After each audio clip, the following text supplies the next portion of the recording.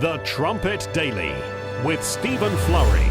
Well, hello everyone, and welcome back to the Trumpet Daily radio show. Another beautiful afternoon here in the UK. It's nice that you can join us on another live program, or if you happen to listen to it later via the podcast. Earlier today, it's been hard just trying to come up with 30 minutes of content for TV. We haven't taped a program in a few weeks. Because I've been focusing more on the radio audience, but just trying to step back and give the bigger picture to all that's happened over the last several weeks. It is challenging, but we put together a recording this morning. Hopefully, if it goes through, it will be playing on TV later this weekend, in fact.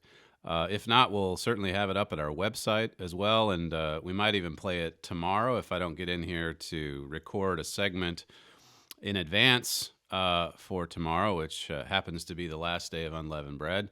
Then we'll at least play something that's relatively new on tomorrow's broadcast, so you can look forward to that. A few emails here before we get started. It says, it has been an indescribable blessing to be in the know through the recent chaos. The Trumpet Daily is more credible than any other daily broadcast on the planet and beyond.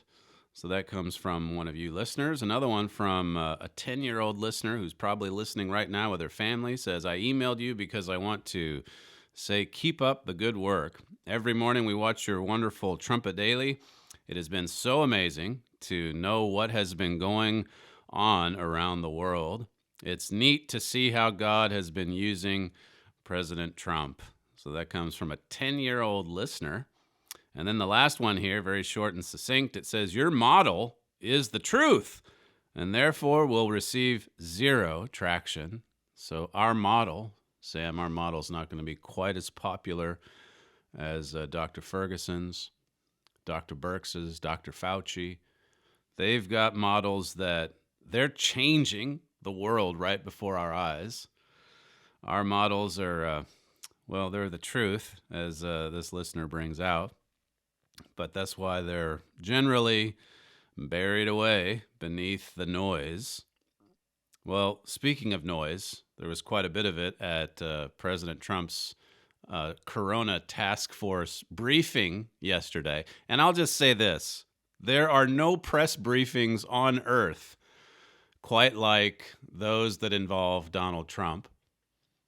The sparks were flying, and we'll play some of the sound bites for you a little bit later. But just to whet your appetite a little bit, not just even in the United States, you can run through all the governors there. They've had their press conferences.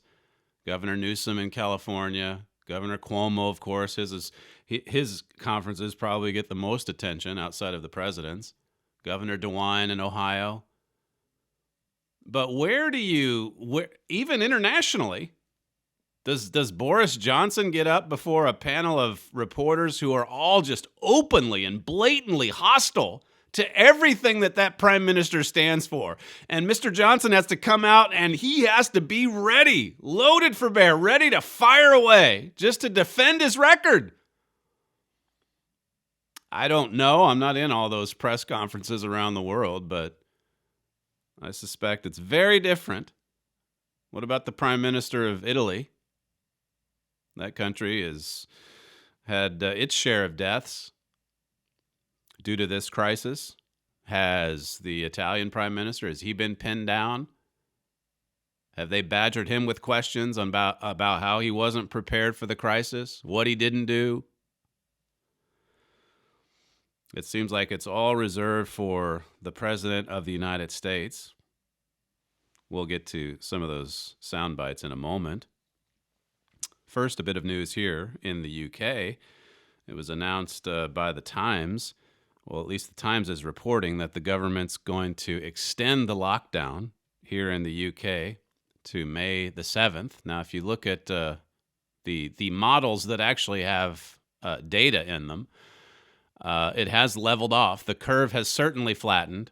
I brought this out yesterday.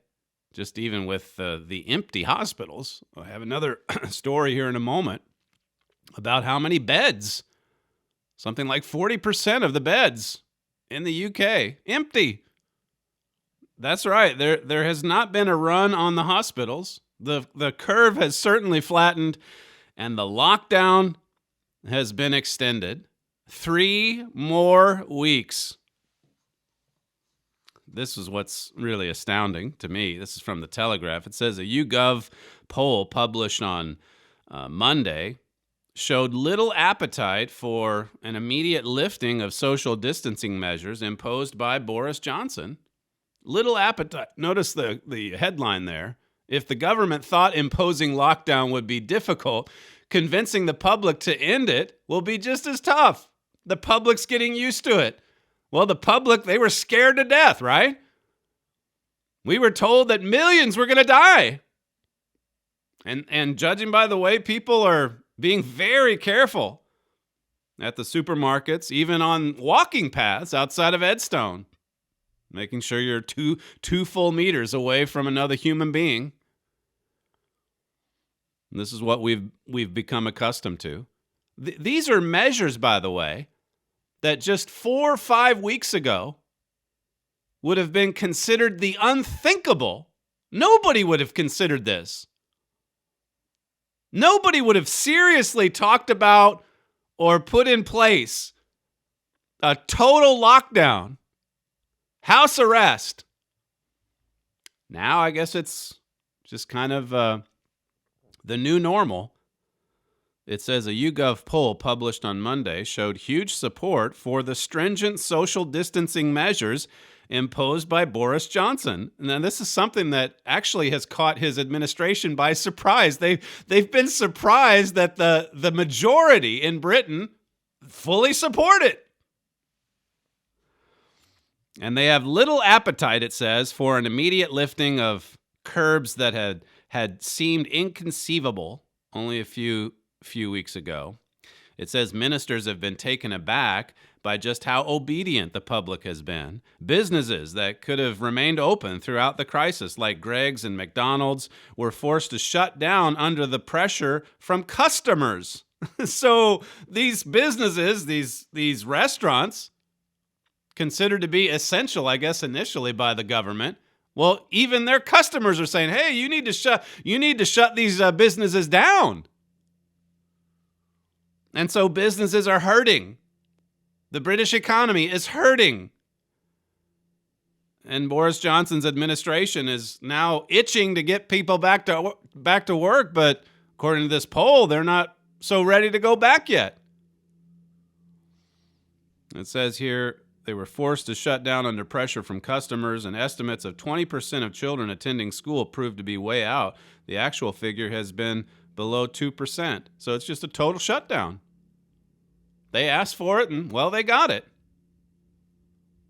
It says the knock-on effect of all this has been devastating for the economy, with government loans and bailouts costing billions more each week than predicted. Unemployment has soared. These are some of the deadly side effects.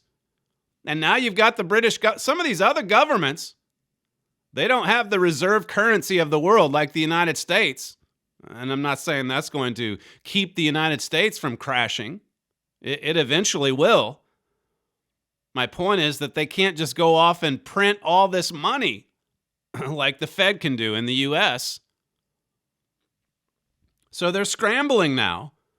And there's actually people in the administration of Prime Minister Johnson saying, well, we want to get them back to work. We want to get the economy moving again.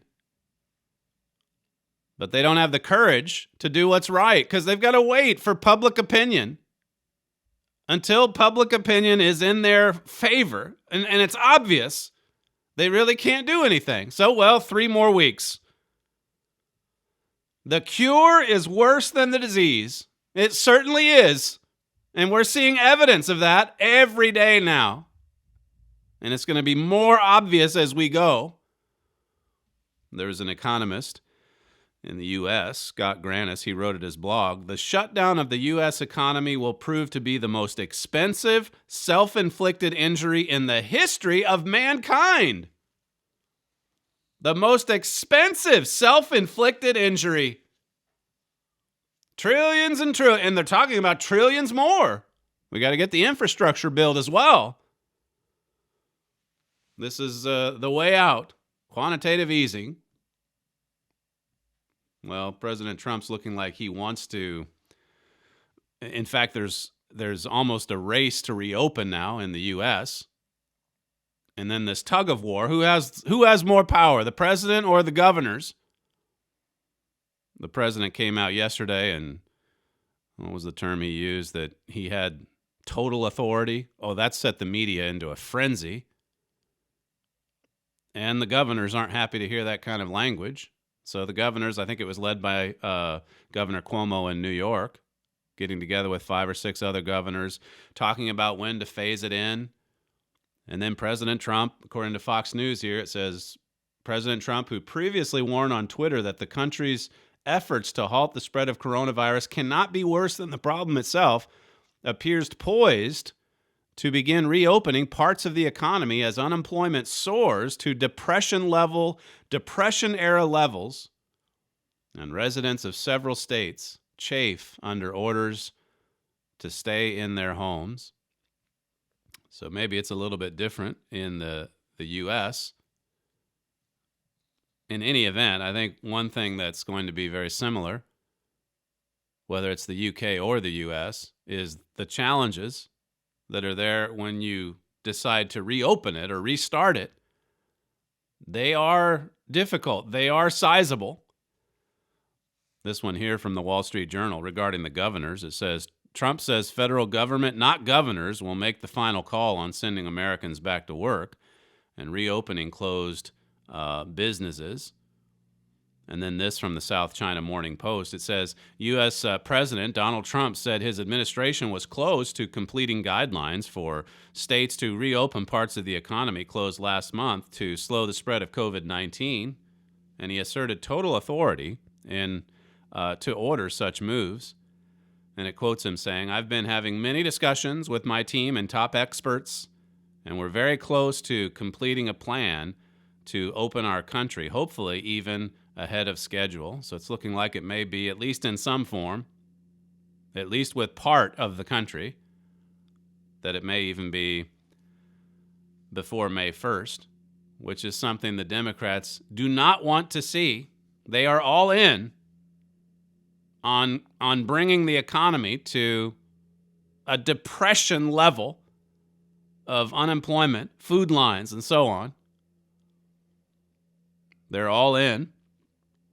So, I mentioned yesterday this piece in the New York Times. I forget the headline, but basically they said President Trump, he was caught off guard. He was not prepared for this, and that's why it's just been botched from day one. So, President Trump gets ready for his daily news briefing yesterday, and and the most hilarious thing about this is he comes in with like a 5-minute video to show how that the media were totally unprepared for this crisis, how that the media were downplaying it from the beginning, how that the media said that it wasn't that serious, that the flu was more dangerous. They were saying it all through January, even into February. You were the ones, he said yesterday, that said this virus was no big deal. And so he comes in with his 5-minute video, he steps aside, and then all of these members of the media, all of these journalists sitting there in the briefing room, they have to watch this 5-minute video where he's basically shaming them publicly. And the best part about it, I could play just clips from the video itself, but the best part about it is the president himself standing off to the side and kind of nodding in agreement and pointing at some of the things on the screen and smiling at the reporters as it happens. Here's a little, you can leave my mic up just in case, Sam. Clip 1. Well, we've asked them to accelerate whatever they're doing in terms of a vaccine. We will be suspending all travel from Europe to the United States for the next 30 days. To unleash the full power of the federal government in this effort today, I am officially declaring a national emergency. Medicare patients can now visit any doctor by phone or video conference at no additional cost. The first 1 million masks will be available immediately. So that's him showing these reporters all the actions that he's taken. And then it says even as the reporters continue to snipe at him. The president took this move that he was widely criticized for by Democrats and even some Republicans at the time, which was he halted a number of flights from China into the U.S. The idea was to halt the spread of the disease, keep transmissions to a minimum. He was accused of xenophobia. He was accused of making a racist move. At the end of the day, it was probably effective because it did actually take a pretty aggressive measure against the spread of the virus. So there he is pointing at the screen. That was actually, that last bit was an audio clip from Maggie Haberman. She writes at the New York Times, despises the president. And there, whatever that interview she was on with, she's there saying he took all this action and actually it helped. It helped to stop the spread. So there's the president pointing at the screen 2 or 3 times, showing the reporters, look at what she said. She's one of you. She comes from the radical left. I wish we could have gotten a video shot of the reporters' faces as they were watching all of this. He exposed them, downplaying it. Then he showed what action he had taken, and Maggie Haberman even admitted it. And then he gets to this section of the video where there's all these governors from states in America that just couldn't stop praising him for all the help and the assistance that his task force had provided. Here's clip 2. His team is on it. They've been responsive late at night, early in the morning, and they've thus far been doing everything that they can do, and I want to say thank you, and I want to say that I appreciate it. He returns calls. He reaches out. He's been proactive. We got that Mercy ship down here in Los Angeles. That was directly because he sent it down here. 2,000 medical units came to the state of California, these FMS, these field medical stations, and that's been very, very helpful. The president has been outstanding through all this. The vice president's been outstanding. Members of the coronavirus task force, very responsive. We had asked if New Jersey could have access to a piece of the beds that are on the USNS Comfort, and the president came back, called me a few minutes before I walked in here to say indeed they would grant that to New Jersey. So that's a big step for us in addition to all the other capacity. That news is literally hot off the press, and I thank the president and vice president who are on the call together. President Trump approved Arizona's request for a presidential major disaster declaration. I want to thank the president for a quick turnaround. We requested this on a Wednesday, and we had approval by Saturday morning. And we are grateful to the administration for their continued support and responsiveness. Well, first of all, I want to thank the president and the vice president for doing a really good job of communicating with all the governors. Pretty condemning. He's there, and he said later, well, of course, the reporters did not take this sitting down. They came right after him when they had their chance. But as he said later, look, I had to get the truth out there because you're out printing fake news. And when you say we weren't prepared and we weren't doing anything, you're not just attacking or criticizing me. You're coming after the whole task force. You're coming after my whole team. You're going after the CDC. You're going after the FDA. And these people have been working hard, and we've been getting hospital beds out there and sending off ventilators and building up these makeshift facilities, sending in the Navy, in fact. Well, the reporters immediately, why would you make a video like this? This is propaganda. This is like at a campaign rally of yours. And then, who made this video? Was this on work time? Did you create this in the White House? Listen to Jonathan Karl respond. I think he works with NBC. Here's clip 3. And I don't mind being criticized, but not when they're wrong. Not when people have done a great job. Yes. Let's ask you about the video. I've never This seen a video like operation that has played in included this room. the image assessment It looks flyouts. a bit like a campaign ad. Who produced that video for you? That was done by a group in the office, and it was done we just put some clips together. Who produced that? Was that taxpayer dollars at work? Here are the reporters. These self-righteous, sanctimonious reporters. Now they're very concerned about every little penny that comes in from taxpayers. They're all for trillion-dollar packages, trillion-dollar bailouts. No problem. No problem expanding the size of government many times over. But now they came at this question probably 2 or 3 different ways. Who made this? Was it in the White House? Who paid for it? Was that on work time? Well, and on it went. I could have played the worst of it, but we can move on. This was Jim Acosta's reaction to the whole briefing that went beyond an hour, I think it was. And he was, according to him, this is the worst he's ever seen. Here's how he described it later that night on CNN, clip 4.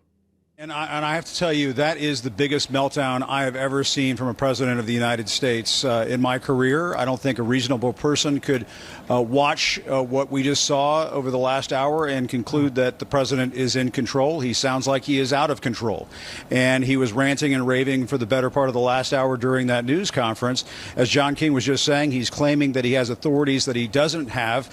The Constitution does not give the president of the United States total authority. And I thought it was very illuminating that Vice President Mike Pence got up there at the podium and described the president's authority as plenary or absolute. That is not the case. That is a fact check false. But getting to your question, Aaron, I mean, I do think to some extent the president is realizing that the walls are closing in on him when it comes to managing this crisis. Yes, here we go again. The walls are closing in. How many times have the walls been closing in on this president? Mueller, Ukraine, impeachment, and now coronavirus. The walls are closing in. This is it. This is the president at his worst. We've got him. And as soon as they say that, you know they're in trouble. As my father said weeks ago, he's going to come out of this looking better. Now, look, he's all in with, modern medicine and the solution being a vaccine and that sort of thing. And we don't subscribe to that kind of thinking at all. But as far as work, as far as rolling up the sleeves and getting the work done, the way that this world sees how to manage a crisis, he's had a team doing quite a lot. It's been overkill, as I covered yesterday. So much so that there's empty beds. So much so that hospitals are laying off staff. But coming back to the attacks on this president, like I said, where do you see other press conferences like this? Do they really come after? I know there's plenty of press people in the UK that don't like Boris Johnson's politics. But do they go after him with this kind of venomous hatred?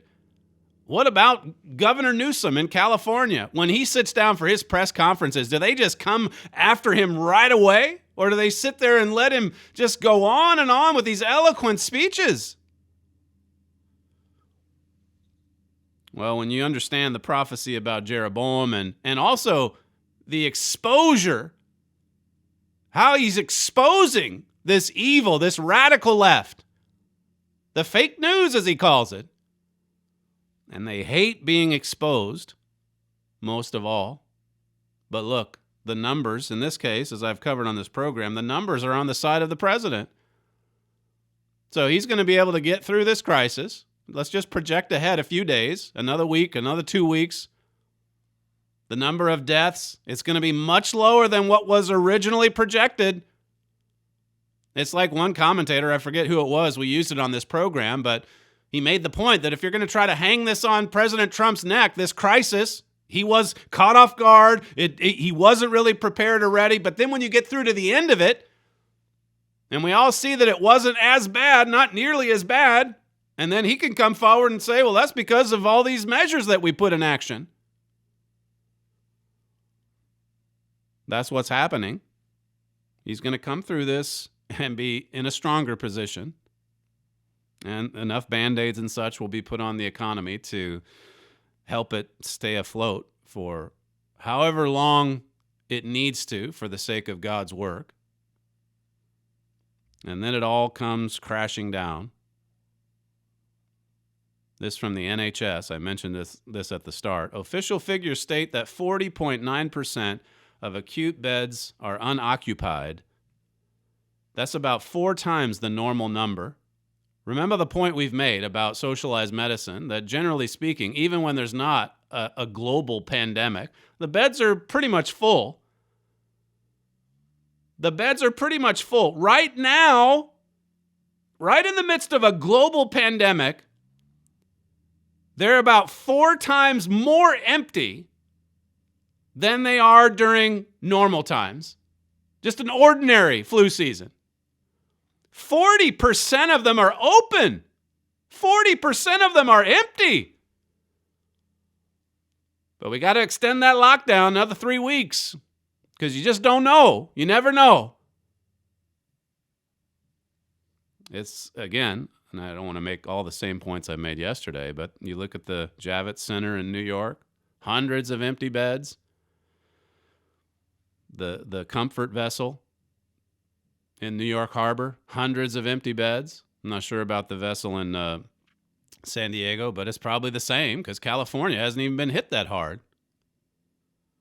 And then those stories I referred to yesterday, 1.53 million attendances recorded in March. That's down 29% from just March of last year. That's here in the UK. People aren't going to the hospitals. And they're not doing it in the United States either, which is why they're laying off staff, which is why hospital workers are being furloughed. Because running a hospital in the United States is very expensive. And if they don't get all these elective surgeries coming in, they're not going to make any money. Clear it out. Keep away the elective surgeries. This is the system of this world. Clear away all elective surgeries because there's going to be an onslaught. Well, the onslaught never did happen. Here's from The Economist. It says, if millions of people were infected weeks ago without dying, the virus must be less deadly than official data suggest. These are authors saying basically that 28 million Americans have already contracted coronavirus. So that's about 10%. And that makes sense. Because even with the testing that's being done, now they're generally testing people who feel like they have the symptoms of some kind. But of all the people they're testing in the United States, I think it's running at like 16 or 17% that actually have the disease. If you spread that out further, it probably works its way down to maybe 8 or 10%. But this is an article saying that according to our research, it's at about 28 million Americans, which if you look at the death toll, and it's not finished just yet, but it's flattening out. The curve is flattening. It just puts the mortality rate somewhere in the neighborhood of 0.1%. Well, wouldn't you know, that's about the same as the flu. And this is something that, well, you wouldn't dare compare this to the flu unless you were working in the media about 6 weeks ago. The Daily Mail the other day, it said scientists say many more people than previously thought could have acquired coronavirus immunity after discovering 15% of people in a city dubbed German Wuhan could be carrying antibodies. Europe could be close to herd immunity from coronavirus already, with far more people infected than previously thought, a controversial study in Germany has said. It says scientists studying Gangelt, the town at the center of Germany's first big outbreak, dubbed the German Wuhan, found as many as 15% of people may have already been infected with the virus and acquired immunity. Now listen to this. It says if 15% of people do have antibodies, Germany's actual death rate could be as low as 0.37%. And that's, as it says here, about 5 times lower than the current level. So again, working our way closer to a bad flu season. And yet, if you're following the daily tracker, if you're following every single death, you can go straight to the World-O-Meter website. And you know what they still have posted at the top of the page that speaks of the death rate? Well, they've got the Director General of WHO, the World Health Organization, who said it was 3.4%. It's still up there at the top. And then there's another study below it that says 3%. It's still there. Here are these studies that have been, or statements in the case of the WHO director, that have been thoroughly discredited. And they're still at the top of the website. The whole world needs to know this is as deadly, if not more so, than the Spanish flu of 1918. They're still going with that line. Well, there's more and more people that are coming to their senses. But it's amazing to me. When you go back to early March, Dr. Tedros saying 3.4%. They don't even go back and correct the record. And then when President Trump comes out and shows them, in the case of the journalists, they cannot stand it. Why are you showing us propaganda? Well, I'm just showing you what you all said 6 weeks ago. Why is this like a campaign rally? I'm just showing you what you reported 6-8 weeks ago. Who are the propagandists in truth? Who are the ones spreading the lies? Well, look at all the models. Look at how those have changed. Every third day, it seems. Jim Acosta, he was on Anderson Cooper's show. I think this was now from a week ago. I didn't have time to get to it last week. But Cooper sets him up, and then listen to how he responds. Clip 5. Yeah, Jim Acosta, I mean, we're now in a situation again, the models that were presented at the White House, based on all states doing this, if all states aren't doing this, those models could actually go up. That 100,000 to 240,000 figure could go up. That's exactly right, Anderson. And, that has been the fear expressed by public health officials all along. We know Dr. Deborah Birx expressed this in the briefing yesterday. She said that communities just aren't doing enough. And so, I think just towards the end of that briefing, the president and Dr. Birx were pressed on whether or not they're still sticking with these models that were offered up earlier this week. And they were sort of hedging on that answer. I think, as Sanjay was saying, we don't know what we don't know. And, you would think at this point, Anderson, the president would be humbled somewhat by being wrong so many times. I pressed him, at one point, I said, it's April. You said this was going to be over by April. And he says, well, it is going to be over. He's just not dealing with the reality of the fact that he's been wrong and the scientists and the health experts have been right. And he just can't grasp that reality. He's been wrong and the experts have been right. And he says that in the same segment where Anderson Cooper says, well, if the states don't get their acts together, it's going to go beyond 240,000. I don't think that exchange is going to hold up very well over time. I didn't write down the date. It's from just a few days ago, because we were at 100 to 240 just last week. Then it dropped down to 80. Then it was Fauci saying now it's 60. And now there are those saying it could be under 60. Who is wrong and who is right? Well, there's errors to go around, to be sure. But he's calling for the president to get a handle of reality, even as these experts keep revising their predictions. They're revising them in real time. And then the thing that's just, it must be infuriating for many people in the United States and Great Britain who are losing their jobs, as these experts then, they get on TV, they say what they say, and then they retire to their cushy job at some university where they're probably drawing a pretty good salary, and they just continue right on. Even as millions are losing their jobs because of their predictions, and these are the same people, so many of them, as I've said previously, they're the same people that would look at Bible prophecy, the sure word of Bible prophecy, 2 Peter 1, and just mock and ridicule the truth, the true model, even as they carry on with their outrageous predictions and prescriptions. Here's what's going to happen, and here's exactly what you need to do.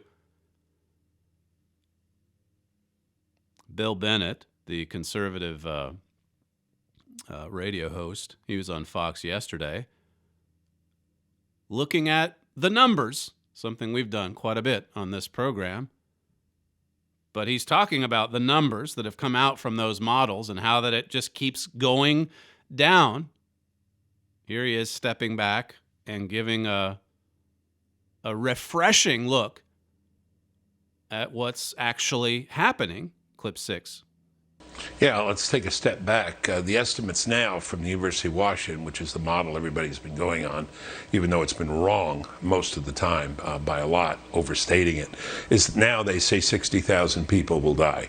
61,000 is what we lost to the flu in 2017 and 2018. The flu. Now, we all regret the loss of 61,000 people, if that's what it turns out to be. I'm going to tell you, I think it's going to be less. And salute all those who are working on the front lines on this, the hospital workers, the nurses, the doctors, etc., and the generosity of the American people. But if you look at those numbers and see the comparable, we're going to have fewer fatalities from this than from the flu. For this, we scared the hell out of the American people.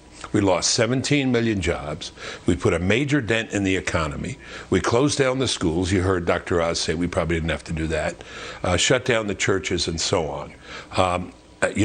This was not and is not a pandemic, but we do have panic and pandemonium as a result of the hype of this. And it's really unfortunate. Look at the facts. Look at the facts. That's exactly what so many of the experts have refused to do. Or when they do revise their predictions, nobody holds them accountable for it. Or if we just move on to the next new story, the next shiny object, we just leave Dr. Tedros's prediction right there at the top of the website. The Daily Tracker. 3.4%. I think there was a study that came out from WHO that gave a similar figure for China. The mortality rate in China, the nation, not Wuhan, the nation, which has like 1.4 billion people, if it's 3 to 3.4%, and then you look at some of these other studies that are saying it's probably about 8% of the population that gets it, well, you do the math.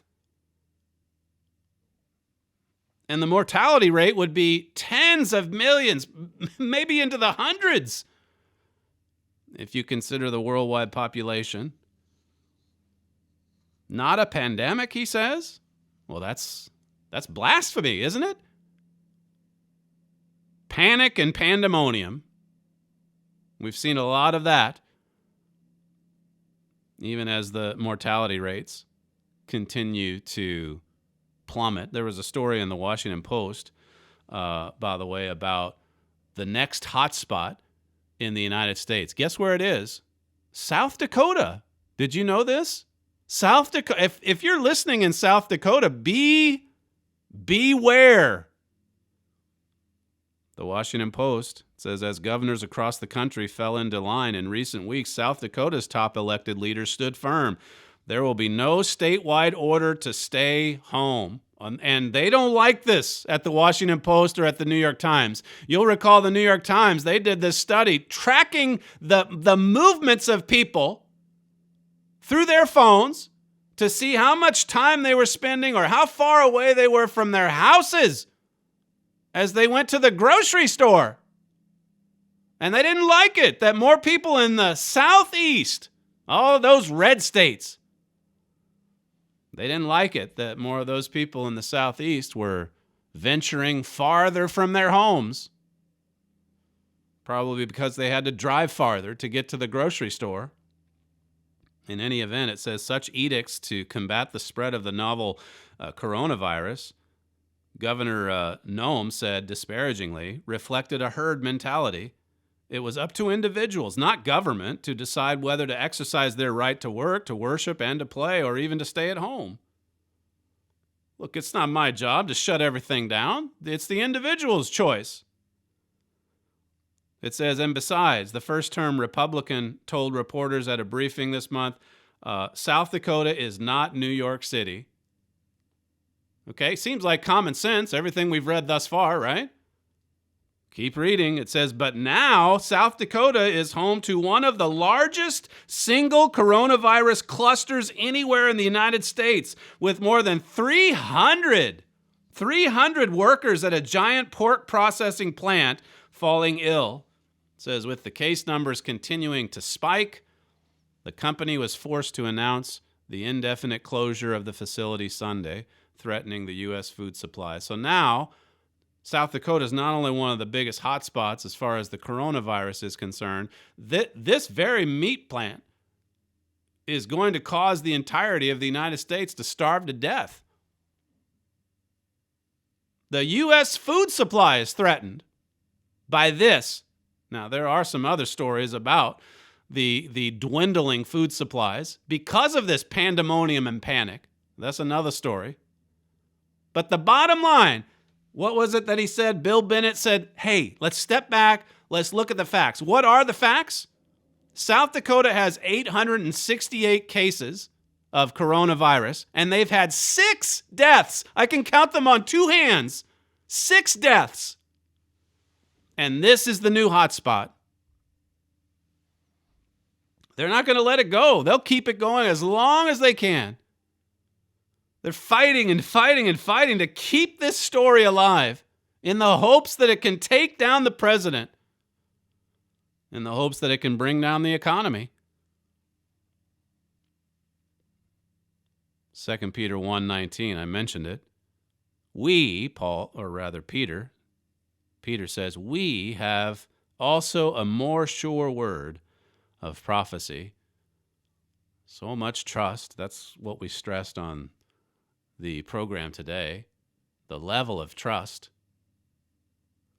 that we put into our experts, the authorities. The irony in all of this, as my father brought out in that recent coworker letter, we're quite happy.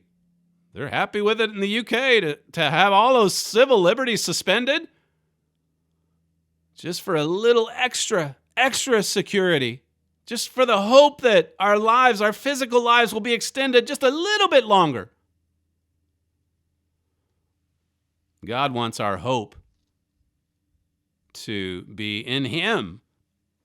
This prophecy in 2 Peter, a more sure word of prophecy. It says, this is from the Peter booklet, how much is this future reality a part of our day-to-day thinking? Peter's talking about the return of Jesus Christ. Setting our sights on that. Praying, thy kingdom come. That's the first thing we pray for. Or certainly one of the first things. It's in the prayer outline. Thy kingdom come. My father makes this point. We must not let the world's faithfulness rub off on us. We must have faith in God's word. Read it and believe it. Read God's word. Have faith in God's word. Have faith in God's prophecies. How many people believe it, though? How many people look to these prophecies? How many people consider what God has to say? Here we are, everywhere that we look, all over television, all over radio. They're there offering their predictions, and they're always based on assumptions, like I covered yesterday. The data is beginning to roll in, though, like Mr. Bennett brought out. And what is it comparable to? The flu of 2017 and 18. That's what it compares to. Now, there will be other angles to this. I'm sure, as I said yesterday, the experts are going to be lining up to try to take credit for slowing the spread with all these draconian measures. But the point my father makes, we can't let the faithlessness of this world rub off on us. Now more than ever, we need faith in God. We need the faith of Jesus Christ. As we see the experts getting it wrong over and over again, and then we're seeing all of these governments expand their powers and scramble to fix the problem. How many catastrophic mistakes are we making in the process? My father says in that coworker letter, it's ironic that so many in this world quickly submitted to civil authorities, to officials who don't know the way out of this crisis, and surrendered their freedoms to shelter in place. Yet, mankind stubbornly refuses to submit to and to surrender to their Creator. What if God himself came here and said, look, this is what, and we're going to spend some more time with this on Thursday, cause and effect. What is the cause of bad health? What is the cause? What leaves us most susceptible to the spread of infectious disease? This is something we have to look into the mirror and accept what God says. And if we've made mistakes, then we have to be humble enough to admit it. We can't be like these experts who go around making one mistake after another, and never do you hear them saying, yeah, you're right, I got it totally wrong. You think those reporters are going to sit there and hear all that they said themselves? Imagine the shock for all of us if one of them were to say, you know what, Mr. President, I'm grateful that you showed me that montage, because we're here criticizing your administration, and the truth of it is we were wrong as well. Can you imagine a scenario like that? It would never happen. It tells you a little bit of something about human nature. And what Mr. Armstrong said was the hardest thing for human nature to do, to admit that it's wrong.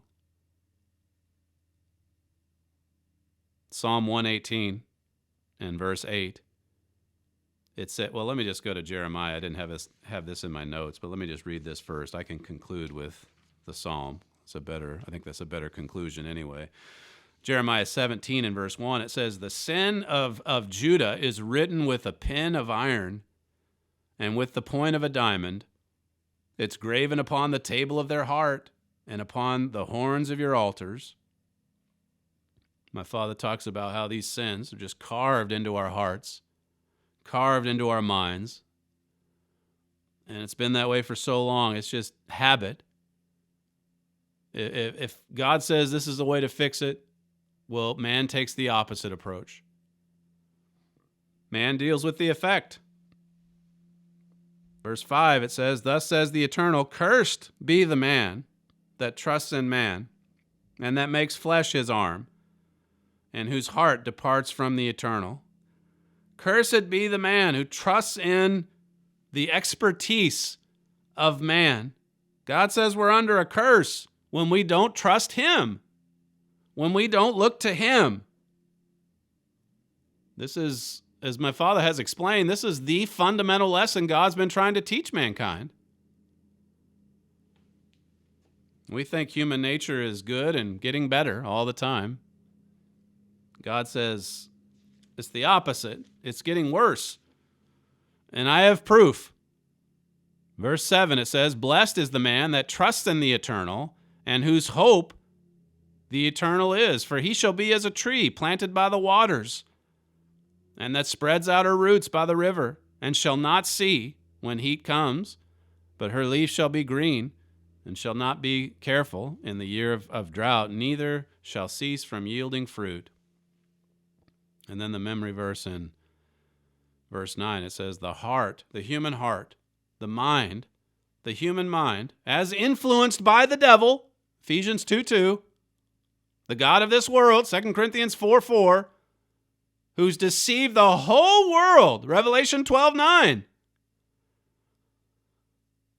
The heart, the human heart, as influenced by Satan the devil, is deceitful above all things and desperately wicked. Who can know it?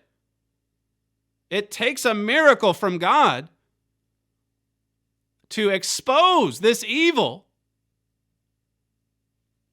It was one of the founders, I passed by it the other day, George Washington, I think it was, who cautioned his colleagues not to think too highly of human nature.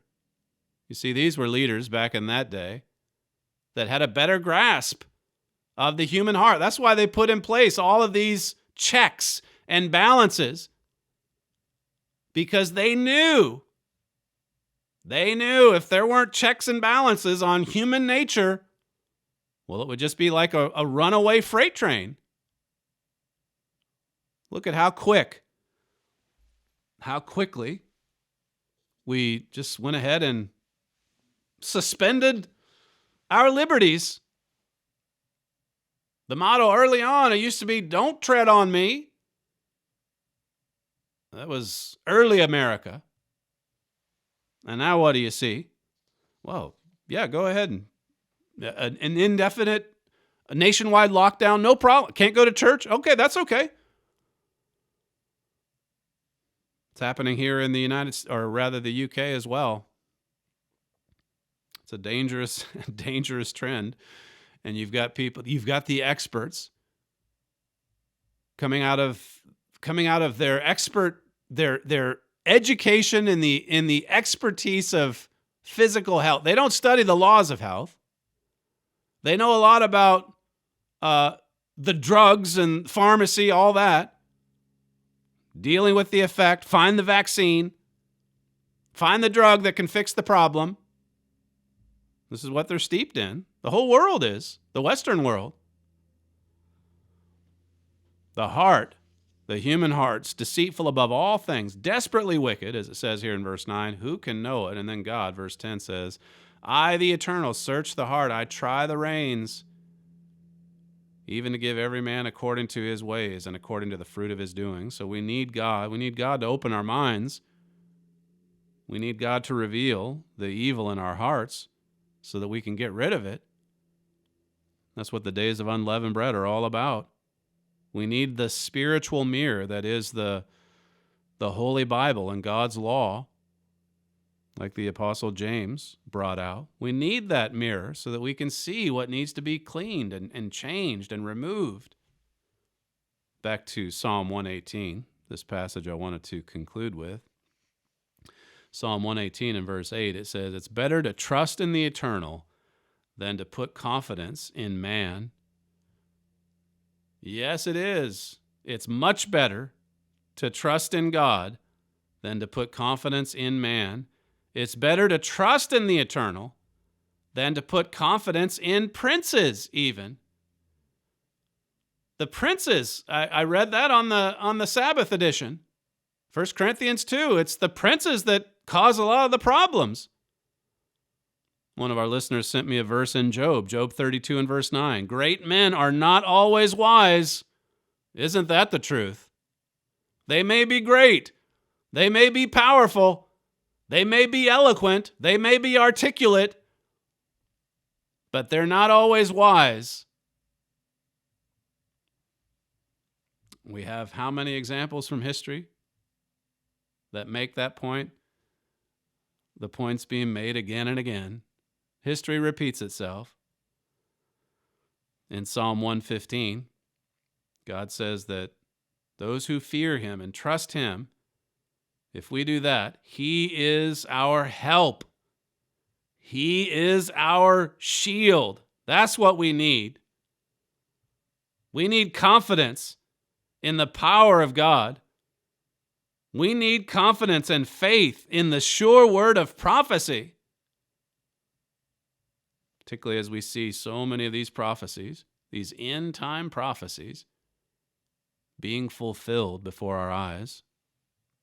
You're listening to Stephen Flurry, and this is the Trumpet Daily radio show. If you'd like to submit some feedback, you can email the show at td@kpcg.org. We thank you for joining us on today's program, and we'll see you tomorrow.